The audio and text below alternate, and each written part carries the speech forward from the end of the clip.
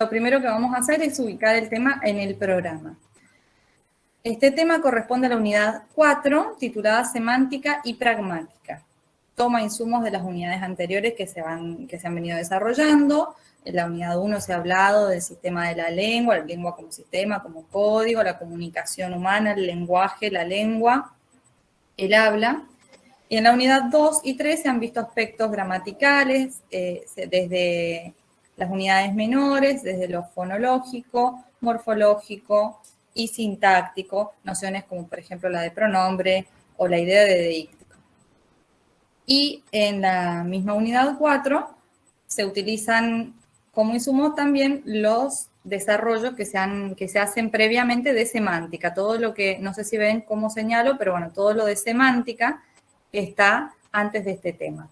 Inclusive, este tema mismo de codificación e inferencia de contenidos implícitos que está subrayado, se relaciona con el resto de los conceptos de pragmática. La pragmática, significado y sentido, lógica conversacional, actos de habla, intención comunicativa y cortesía. Lo que se va a explicar en esta clase funciona como una introducción del tema, pero este tema se va a ver en profundidad en materias como psicolingüística y estudios del discurso. ¿Cuáles son las expectativas de logro? Que se alcance la competencia para reconocer la diferencia entre un modelo de la comunicación como codificación y decodificación frente a un modelo comunicativo inferencial, identificar conceptos básicos de la pragmática y comprender el funcionamiento de las inferencias en la recuperación de los contenidos implícitos en los enunciados. Para activar conocimientos y trabajar a partir de ello, les voy a pedir que observemos este video y luego vamos a hacer unas reflexiones al respecto. ¿Cómo confundir a la gente? Porque sí, cuando te subas a un ascensor, no te gires, no mires a la puerta como los demás. Si tienes agallas, tal de espaldas también. Preséntate así. Hola, soy Andrea, sin B. Andrea no lleva B, eso he dicho. Saluda a la gente random que te cruces por la calle. Vas a el día preguntándose de qué te conocen. Cuando alguien te diga, ¿tienes la hora? Sí. Y te piras. Bueno, el video fue un poco rápido, así que voy a hacer una recapitulación de lo que propone la TikToker.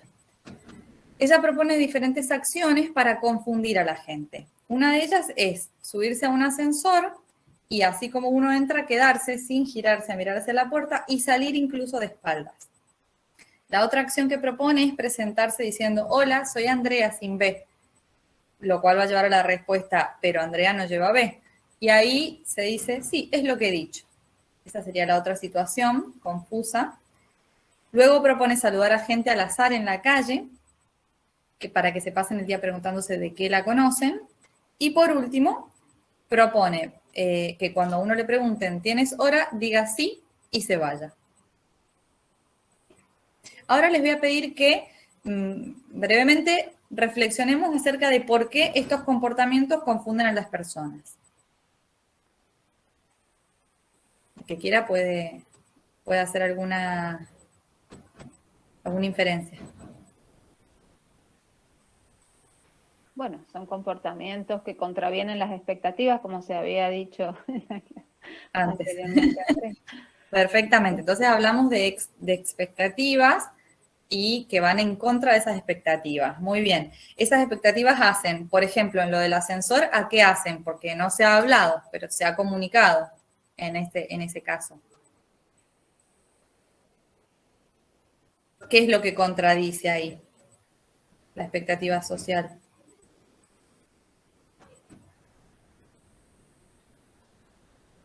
Lo que contradice es justamente no haber hecho los movimientos y las posturas socialmente aceptadas, ¿no? En el segundo caso, decir soy Andrea sin B, bueno, también habían mencionado cuando hablamos antes, de que se está dando una información innecesaria, porque Andrea no tiene un problema ortográfico de que tenga una B o no, o de que pueda llevar una B. Entonces es una información innecesaria, irrelevante. En el otro caso, de saludar a gente al azar por la calle, también hablábamos de expectativas. No se espera que uno salude a quien no conoce, por eso dice que la gente va a pasar el tiempo en su casa preguntándose de qué la conocían. Y lo último que vimos fue el caso de ¿tienes hora? y decir sí e irse. En ese caso, ¿qué está pasando? ¿Por qué sería confuso eso? Porque Por el acto de habla. claro, se espera que la persona nos diga la hora y no que nos responda que sí tiene, o sea, se espera otra respuesta, es un acto Un de acto habla, de habla indirecto. directo. Exacto, ahí ya más con terminología más específica, el habla está haciendo un acto que no es el de preguntar para constatar si el otro tiene o no tiene hora, sino que está haciendo un acto de pedido, de que le digan la hora. Y eso es lo que estaría faltando. Perfecto.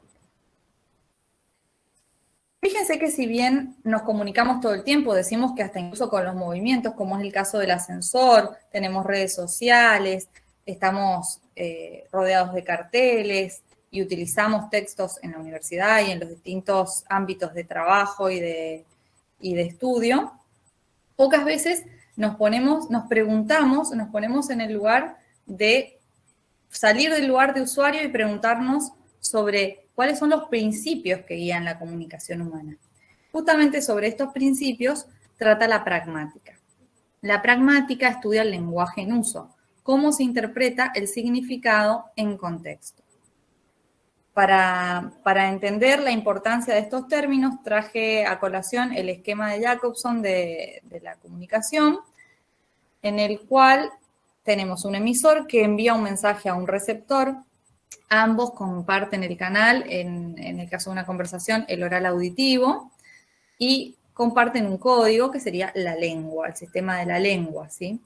Pero fíjense que la lengua, si bien es un elemento importante y lo tienen que compartir ambos, es importante, pero también es muy importante el otro elemento que he marcado arriba, que es el contexto, que es tan importante porque está muy vinculado con el mensaje. Es el que va a dar significatividad a ese mensaje. De hecho, también se lo conoce como contexto referencial. El mismo referente se construye con ese contexto. Entonces, decimos, la codificación del significado se inserta en un contexto comunicativo. Hay dos términos que tenemos que deslindar para seguir avanzando en esto y para referirnos con propiedad de ahora en adelante. Son el significado y el sentido. Para comprender la diferencia entre estos términos, traje a colación un fragmento de Graciela Reyes en el libro El ABC de la Pragmática, que es el libro que tenemos como bibliografía obligatoria para tratar este tema en la asignatura. Las palabras significan por sí mismas y, sin embargo, la comunicación exige mucho más que intercambiar significados preestablecidos. Pienses en la diferencia entre preguntar ¿qué quiere decir esa palabra? Y ¿qué quieres decir con esa palabra? En el primer caso estamos pidiendo una información sobre el lenguaje que se encuentra, por ejemplo, en el diccionario. En el segundo caso estamos planteando un problema de interpretación que tiene que ver con la intención del hablante al usar la palabra. Estamos preguntando por el significado que debemos interpretar en ese contexto. Entonces, una cosa es hablar del significado, que son las unidades lingüísticas con las relaciones que establecen, es lo que hemos visto ya dentro del sistema de la lengua, y otra cosa es hablar del sentido. Cuando hablamos de sentido, hacemos referencia al significado sumado al contexto o a la interpretación de ese contexto. Y es lo que se denomina también en pragmática significado del hablante. El significado tiene como unidad la palabra, la oración, la unidad lingüística que se esté utilizando. Y el sentido tiene como unidad el enunciado. Los enunciados, entonces, son unidades comunicativas que pueden tener diferente extensión, puede ser de diferente nivel de la lengua, puestas en contexto. Para que apreciemos la diferencia entre significado y sentido, les traje este video en el que vamos a apreciar cómo, con las mismas palabras, en las mismas relaciones, estableciendo las mismas relaciones entre ellas, pero variando un factor contextual, podemos lograr diferentes sentidos. Yo no desnudé a esa anciana. Yo no desnudé a esa anciana. Yo no desnudé a esa anciana. Yo no desnudé a esa anciana. Yo no desnudé a esa anciana. Como pueden apreciar en el video, solo variando un factor que es el tono, haciendo foco en diferentes localizaciones de la emisión, podemos decir muchas cosas diferentes. Podemos dar muchos sentidos. Decíamos entonces que si el código se inserta en un contexto, si el significado se inserta en un contexto para que podamos darle sentido, tenemos que tener en cuenta que la importancia que tiene ese contexto y tenemos que diferenciar estos tipos de contexto. ¿Qué tipos de contexto puede haber? Bueno, un material lingüístico puede tener un contexto micro, que sería el contexto que tiene alrededor, lo que se llama cotexto. Es el material lingüístico que precede y que sigue a un enunciado. Por ejemplo, si estoy hablando de que se me rompió una rueda del auto, se me pinchó una rueda, y digo, pásame el gato, bueno, esas palabras que dije antes me ayudan a comprender el significado de gato, que no es un animal, sino el gato hidráulico. Luego tenemos el contexto situacional, que hace a la situación misma comunicativa. Son esos datos accesibles en el momento de la conversación a los participantes, los que se encuentran en el entorno físico inmediato. Estamos hablando de una conversación. Si tenemos mediación, si estamos en algo escrito, bueno, va a ser de otro tipo, ya vamos a ir viendo. Pero el contexto situacional son esos datos accesibles a los participantes, por ejemplo, decir, cerrar la puerta, y tiene que haber una puerta en el contexto para que tenga sentido esa emisión. Y el contexto sociocultural hace a los condicionamientos sociales y culturales sobre el comportamiento verbal, sobre cómo debe ser el comportamiento verbal y su adecuación a diferentes circunstancias. Por ejemplo, las fórmulas de tratamiento, si yo puedo tratar a una autoridad de la facultad de vos o de usted, si mi hijo me puede hablar a mí de vos o de usted, pero a otros adultos les puede hablar de la misma manera o no, o a la seño, a la maestra. Todas esas son pautas culturales, por ejemplo, en lo que hace a las fórmulas de tratamiento, y hay muchos otros rituales y otras pautas que son religiosas, políticas, que hacen a los diferentes ámbitos de la cultura.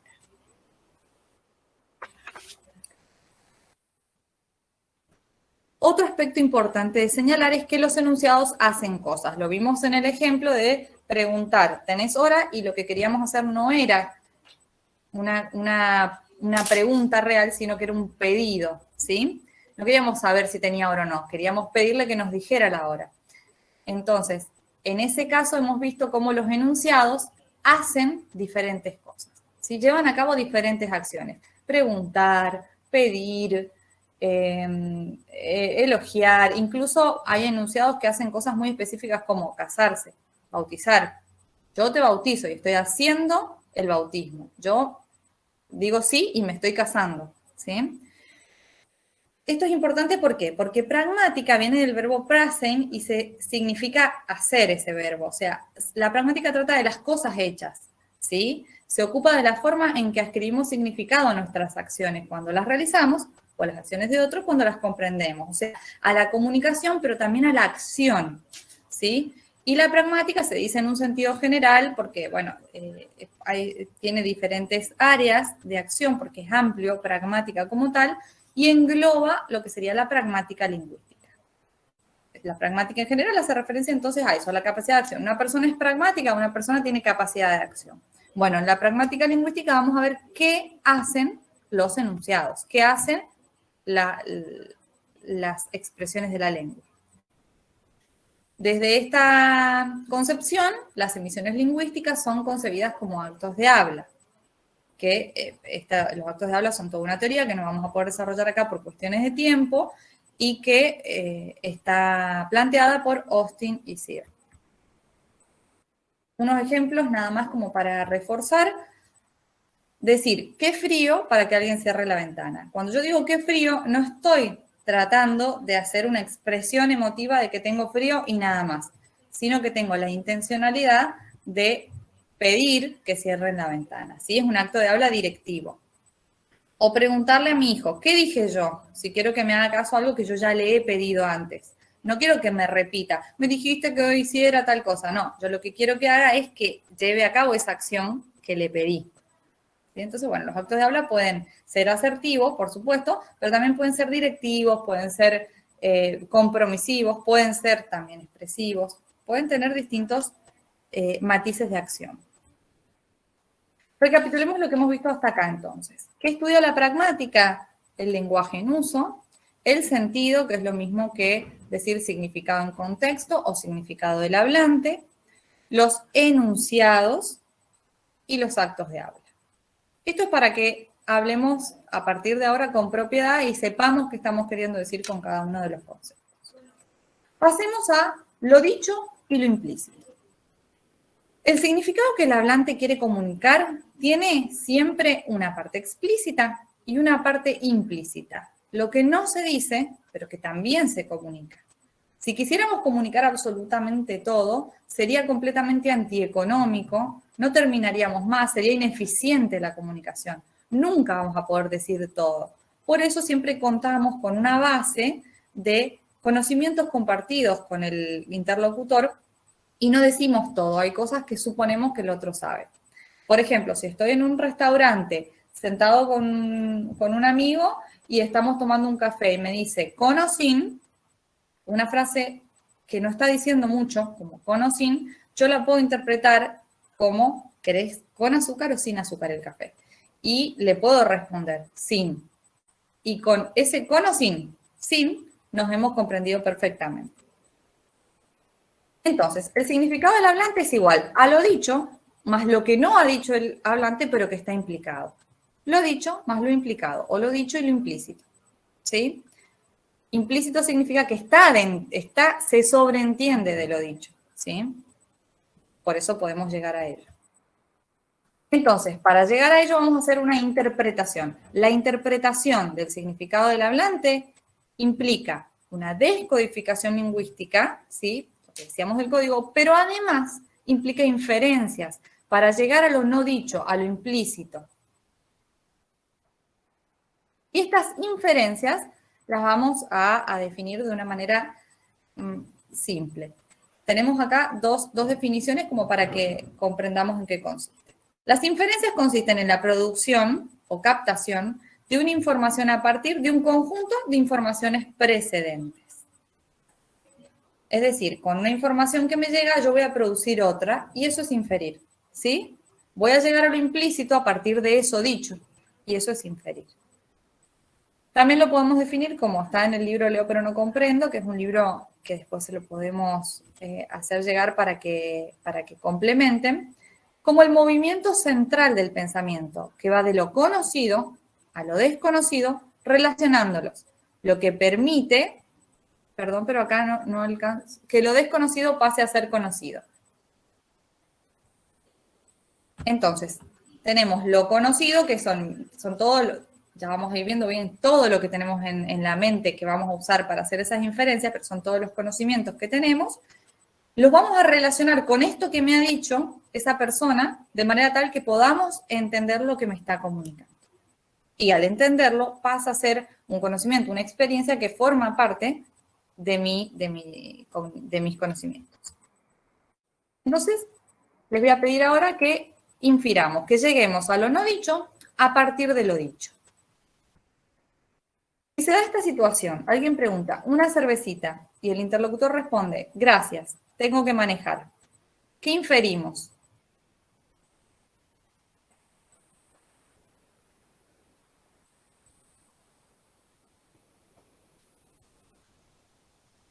Anímense. Que no puede porque no puede beber alcohol si tiene que manejar, entonces se rehúsa.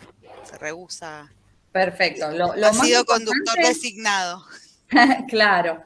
Lo más importante entonces es que se rehúsa. Esa es la mayor inferencia, ¿sí? Lo no dicho es la negativa. No voy a tomar la cerveza. Pero ahí no dice no en ninguna parte. Está operando lo que señala Martina de tengo que manejar, soy el conductor designado. Y detrás de ese soy el conductor designado que hay. Empecemos a preguntarnos los porqués. ¿Por qué él no? Porque soy el conductor designado. ¿Por qué no puedo conducir si tomo alcohol? Bueno, porque hay un código que lo sanciona, porque en función de ello ocurren siempre accidentes viales. Perfecto, ahí señalaste dos cuestiones, por una legalidad que lo impide, pero también por una reacción física de baja coordinación que se produce por el alcohol. Perfecto. Bien, ¿y por qué el interlocutor ha supuesto que le están ofreciendo algo si solo le han preguntado una cervecita? También hemos repuesto que le está ofreciendo una cervecita, porque solo ha dicho, es como si yo dijera, un florerito, un celular. Una cervecita tiene una intencionalidad en ese contexto y también hemos inferido que es una propuesta. Todo eso hemos inferido. Y en la alacena está vacía, por ejemplo, se lo digo yo a mi marido, me levanto ese día, estoy pensando, bueno, que voy a comer más tarde, abro y digo, la alacena está vacía. ¿Qué va a inferir mi marido? Que tiene que ir a comprar. Que tiene que ir a comprar. Fíjense que primero llegamos a la conclusión total. Como recién, lo primero que inferimos es la negativa. ¿Sí? O sea, llegamos a una conclusión a partir de todos estos pasos que vamos a hacer, que es, tiene que ir a comprar. Y lo anterior sería, no me está diciendo una constatación de que la alacena está vacía, me está diciendo que necesita provisiones y que alguien las tiene que ir a comprar y que ese alguien tengo que ser yo. ¿Sí? Entonces, fíjense cómo hay un montón de procesos que operan para llegar a esa respuesta en la que uno, naturalmente, ya tan entrenados que estamos, infiere el acto de habla definitivo, ¿sí? Veamos cuáles son entonces las bases. Recién les decía, hay un conocimiento a partir del cual uno completa lo que le dijo el otro y llega a lo implicado y a lo comunicado. Entonces, ¿cuáles son las bases de esas inferencias? El conocimiento del mundo, la enciclopedia mental, los esquemas que tenemos de fondo, lo que se llaman guiones o los supuestos de fondo o background assumptions. ¿Qué significa esto? Y, por ejemplo, un ejemplo de una situación esquemática es el guión que tenemos en la cabeza de lo que significa ir a un restaurante, nuevamente. Nosotros hemos ido a uno, hemos ido a otro, hemos ido a otro, hemos ido a muchísimos restaurantes. En algunos las cosas han pasado de una manera, en otros han pasado de otra manera. A veces me ha atendido el mozo de una manera, otras veces la comida ha llegado de otra. Y a partir de todas esas situaciones yo he generado un guión, un guión general, un esquema general, como un escenario, una obra de teatro en mi cabeza general de lo que sucede cuando uno va a los restaurantes en general, no a cada uno de ellos. Sí, yo he hecho una esquematización, porque si no sería imposible, sería imposible tener toda esa información tan detallada. Entonces lo que tenemos son esquemas generales a partir de los cuales reconstruimos. Pautas sociales, como decíamos recién, comportamiento verbal adecuado, rituales que hay que hacer o no hacer en ciertas situaciones, formas de tratamiento y también principios conversacionales. O sea, la misma conversación tiene en sí misma principios que nos van a ayudar a hacer las inferencias sobre lo que me están queriendo decir. Ahora vamos a ver cada uno de ellos. El conocimiento del mundo. Fíjense, acá hay una historieta que dice: buen día, señor, ¿podría decirme si salió ya alguna vacuna contra la mala sangre? Vemos a Mafalda en una farmacia. Lo interesante es lo que tienen a la derecha marcado con la flecha amarilla. Hay una persona que pregunta qué es mala sangre. Voy a hacer una aclaración ahora. No voy a estar marcando todos los errores ortográficos porque nos vamos a ir del foco y tenemos que concentrarnos en lo que estamos construyendo. Acá, por ejemplo, podríamos señalar que falta el signo de apertura, que falta la tilde, pero en estos discursos sociales esto sucede más y nos entendemos igual porque somos muy cooperativos. Entonces, por ahora no lo voy a corregir también por razones de tiempo, pero se puede revisar después. Pregunta el usuario, ¿qué es mala sangre? No puede comprender la historieta si no entiende lo que es mala sangre, o va a entender otra cosa, va a creer que es una enfermedad, alguna enfermedad en particular, ¿sí? Porque con eso es con lo que se está haciendo la metáfora. Entonces, viene Fabio Jesús Mella a reponer ese conocimiento que le falta a Rafael, que ha demandado Rafael, y le dice, se usa ese término para decir que la persona se hace muchos problemas. Y ahí Rafael comprende lo que se ha dicho. Ahí tiene el conocimiento del mundo que le faltaba.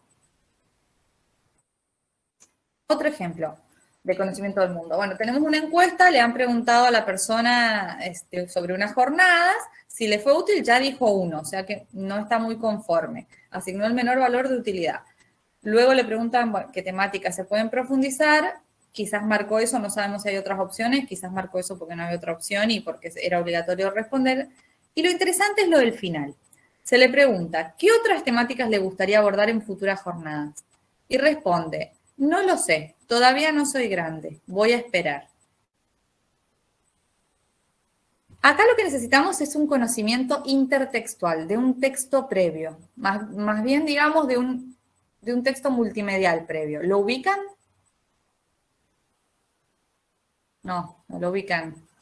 Yo se los hago conocer, sí.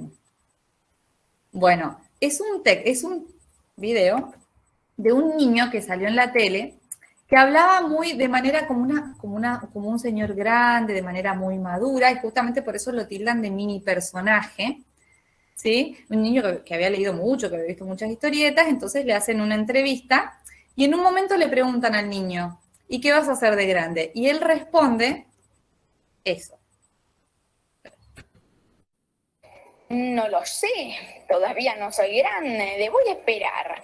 ¿Sí? O sea que al utilizar esa frase en este contexto serio de la respuesta a un formulario, claramente están siendo jocosos, burlones, fanfarrones, ¿sí? Esa es la intención, que se entienda eso, ¿sí? Porque están usando algo que es, o quizás dentro de su humor están siendo simplemente graciosos, jocosos como decimos, pero no con mala intención, ¿sí? Claramente hay una intención de humor, ¿sí? Entonces, para poder recuperar este conocimiento del mundo, lo que necesitamos es conocimientos de textos, de objetos culturales, porque pueden ser videos, imágenes, memes, que circulen y que, claro, circula quizás en un ámbito determinado y por eso no lo conocen todos. Entonces, justamente trasladarlo desde ese ámbito a este otro del formulario es lo que le da este sentido particular. Entonces, bueno, los conocimientos del mundo, como dice abajo, tienen que ver en la interpretación de los enunciados, sobre todo en lo que hace a las redes, a los diálogos que establecen esos textos que hemos leído y nos han quedado en la mente por icónicos, por graciosos. Bien. Las normas sociales son otros de los conocimientos de base que tenemos que utilizar para hacer inferencias. Para analizar las normas sociales traje este ejemplo. Buenos días, Miguel Ángel, le habla Daniel Rossi del Estudio Siglo por la deuda que originó en Banco Patagonia. El importe que adeuda actualmente es de 45.074 pesos al día de hoy. ¿Cómo lo resolverá? El tono de la conversación intenta ser formal, tiene algunos errores de construcción, pero bueno, intenta ser formal y la respuesta es completamente informal. No solo porque usa un sticker, sino porque aparte es como, la respuesta es no sé, no me importa en el fondo, ¿sí? Claramente acá no se están respetando las normas sociales. Como se habrán dado cuenta, en la mayoría de los ejemplos que he traído, estamos viendo infracciones a esos conocimientos de base para ver cómo utilizarlos de una manera o de otra lleva igual a implicaturas. O sea, todo lo que digamos va a tener implicaturas. Sea dicho siguiendo las reglas o sea dicho si no seguimos las reglas, ¿sí? Porque todo comunica.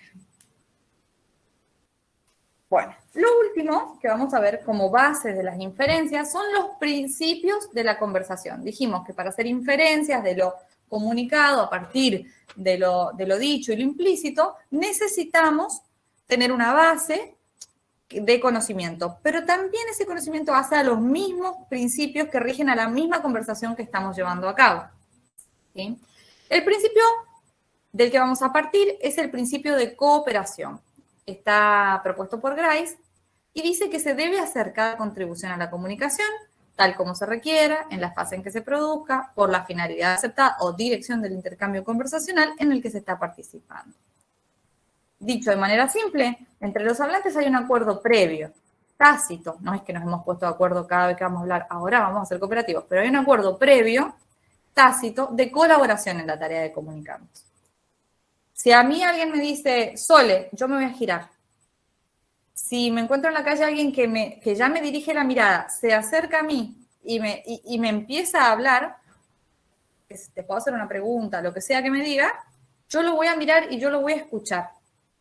Incluso cuando me estoy peleando con alguien, para poder pelearme realmente, necesitamos respondernos. Incluso va a haber muchas infracciones en una pelea, pero justamente esas infracciones de falta de relevancia, de irnos del tema, de excesiva prolijidad, todas las infracciones que tengamos van a tener que ver con implicaturas, con implicaciones que vamos a hacer, que ya vamos a ver que Grace les llama implicaturas, ¿sí? Con recuperar cosas no dichas.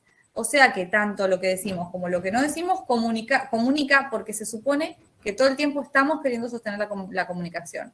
Y cuando cortamos esa comunicación, puede ser una manera de pelear, también hay inferencias en el corte de esa comunicación, porque fíjese que dice fases, direcciones. Si estamos a la mitad de una conversación y yo me giro y me voy, claramente van a hacer una inferencia de eso. O me descompuse y tengo que ir al baño, o me enojé y no quiero hablar más, o me interrumpieron, o no sé, pero algo pasó, hay que reponerlo.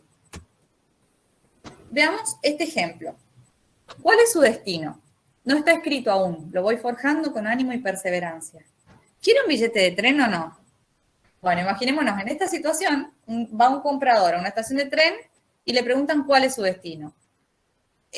Claramente no está siendo colaborativo, queriendo sin querer, al decir no está escrito aún, porque está entendiendo cualquier cosa por destino, pero además porque no está siendo relevante, ¿sí?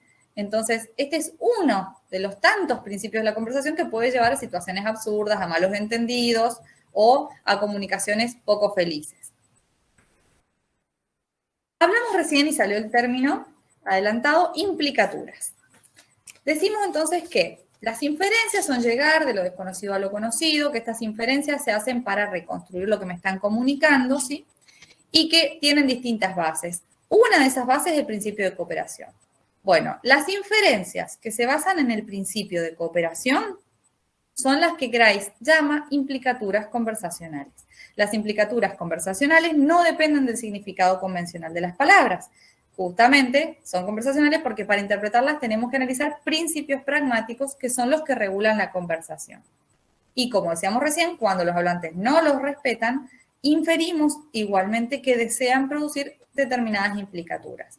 Ya sea por respeto o no respeto a las reglas conversacionales, se derivan implicaturas. El principio de cooperación está formado por categorías que Grace llama máximas. Tiene básicamente 4 máximas. Estas después tienen sus divisiones, ahora las vamos a ver. La primera máxima es la máxima de cantidad.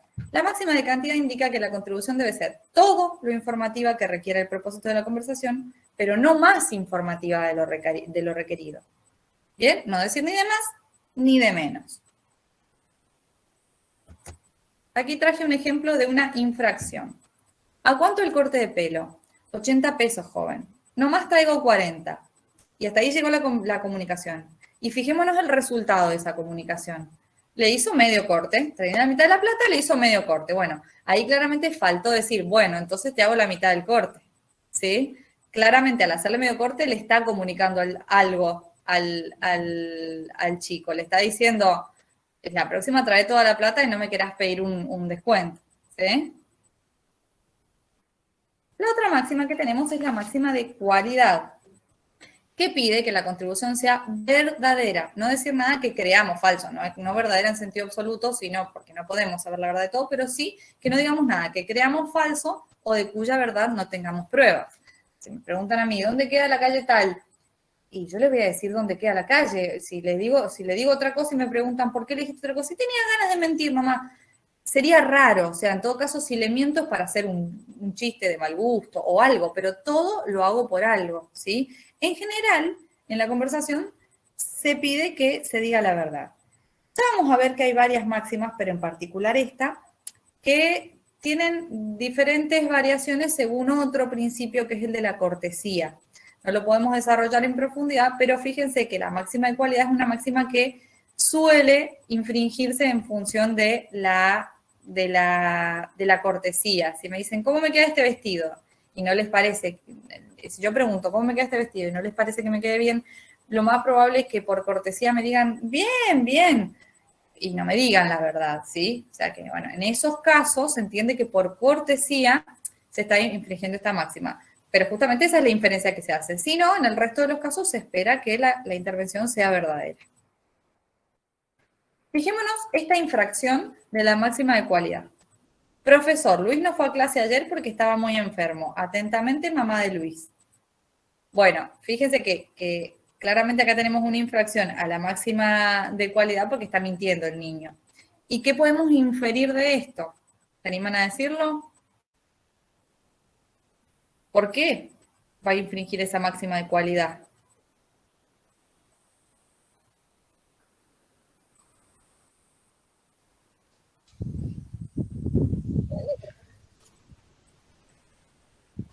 Porque no es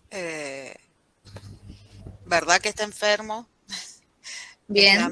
Es el mismo niño el que escribe la nota, o sea que no se dice algo verdadero, sino que es falso. ¿Y qué espera con eso el niño? ¿Qué inferimos de esto que ha hecho? ¿Por qué ha hecho esta mentira?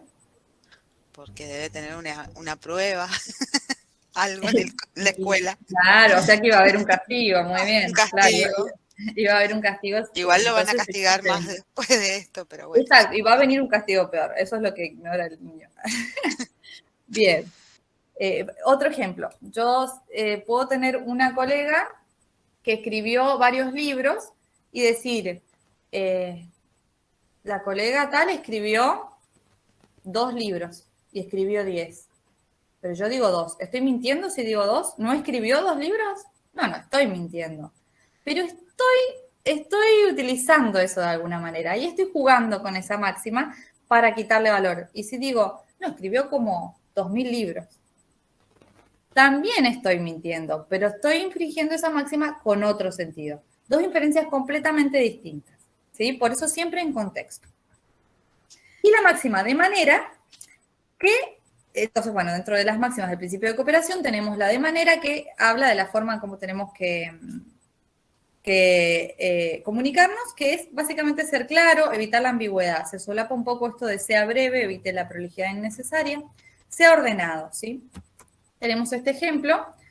Oye, bro, no me esperen, estoy en el hospital. ¿Cómo? ¿Estás bien? Sí, yo sí, solo es mi primo, no puede hablar ni caminar. Dios, ¿qué le pasó? Nada especial, nació hace 2 horas.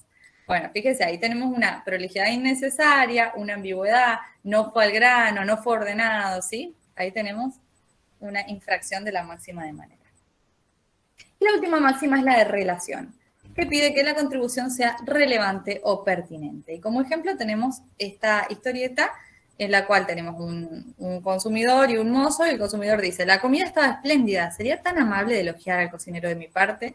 Y el mozo va y le dice al cocinero, Manolo guapetón, ¿sí? Entonces ahí lo que tenemos es en la emisión de Manolo guapetón, no está siendo relevante porque no está teniendo relación con lo que ha pasado antes esa emisión. No es pertinente lo que tendría que haberle dicho que rica está la comida. O ha recibido un elogio. Bien. Teoría de la relevancia. Entonces, en relación con esta máxima que vimos de relación o de pertinencia, vamos a ver ahora la teoría de la relevancia. Se preguntan, Sperber y Wilson, que son los autores de esta teoría, ¿por qué somos cooperativos en la conversación? Porque con ella gozamos de efectos cognitivos o efectos contextuales. ¿Qué significa esto? Conocimiento. Recibimos un conocimiento o una experiencia. Lo que esperamos de nuestro interlocutor es que nos diga algo que contribuya a enriquecer nuestro conocimiento del mundo sin exigirnos un esfuerzo desmedido de interpretación. Cuantos más efectos cognitivos produzca un enunciado y menos esfuerzo de interpretación exija, más relevante será. Graficado así de una forma muy matemática, ¿sí? Es importante el equilibrio entre estos 2 aspectos. Que no me digan algo que sea tan completamente nuevo que me cueste comprenderlo, ni algo que sea tan sabido que en realidad no me interese. Que me digan, hola Sole, te llamas Sole. ¿Sí? O que me digan, bueno, ahora te voy a explicar la física cuántica, sentate. ¿Sí? O sea, cuando se van a comunicar conmigo, yo supongo que me van a decir algo que me va a aportar y a la vez no me va a exigir un esfuerzo desmedido de interpretación.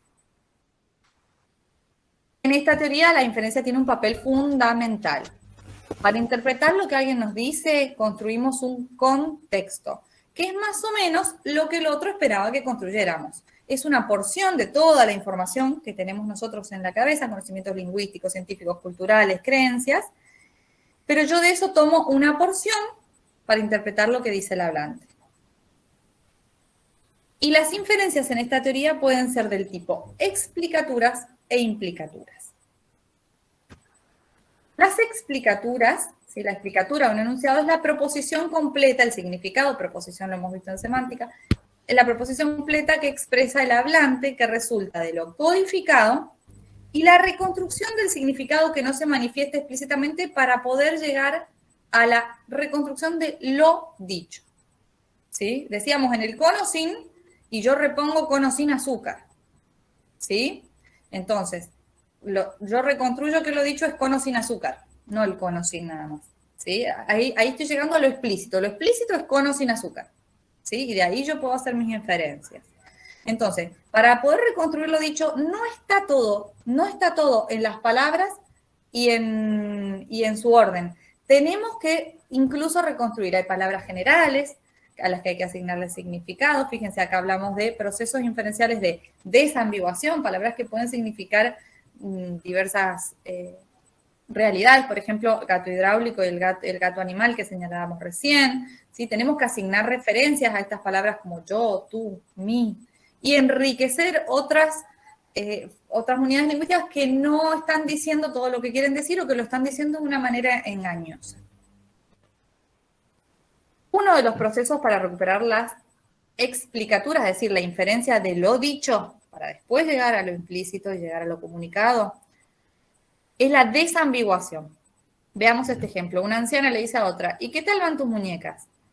Para asignar a muñecas el significado, parte del brazo, es preciso interpretar la pregunta en un contexto en el cual figura, por ejemplo, la artritis. Han venido hablando de la artritis. O en un contexto en el que ya me ha hablado otras veces la señora sobre su dolor de muñeca. Entonces yo le pregunto, ¿qué tal van tus muñecas? Y ahí desambigua la palabra muñecas.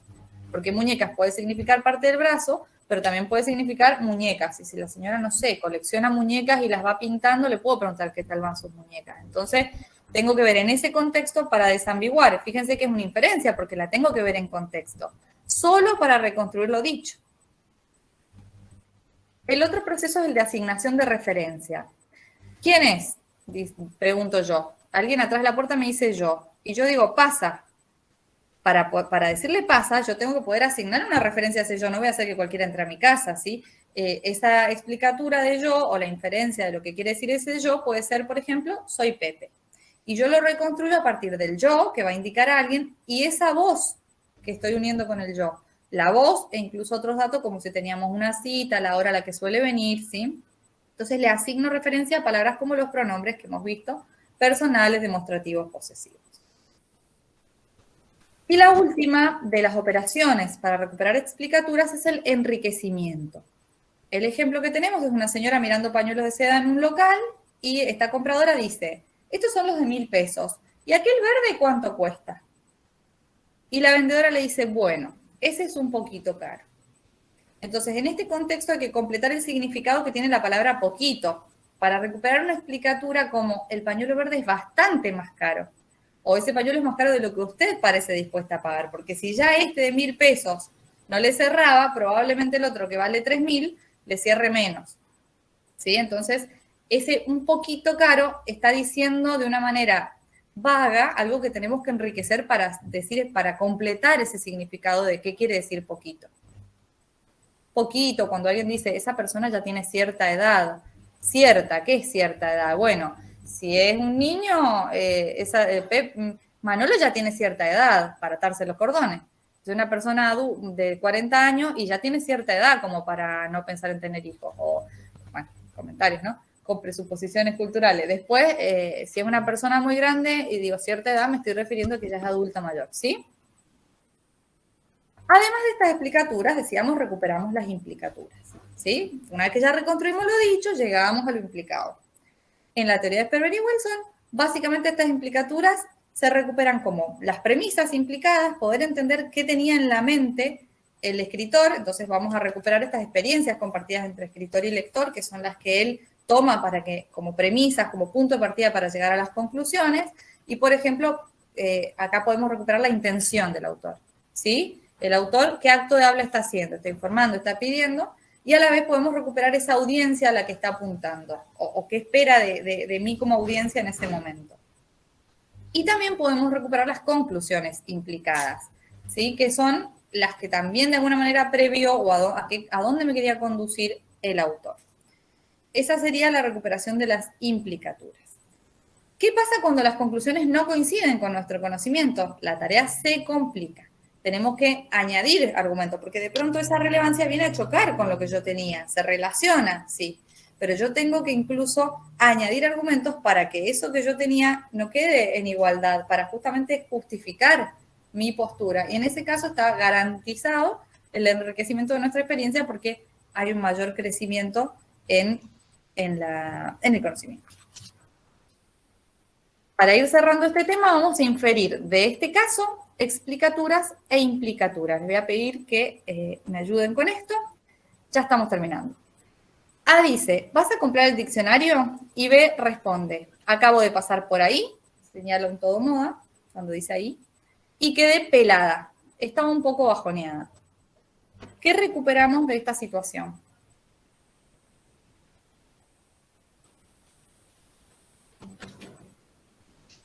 Que no lo va a comprar.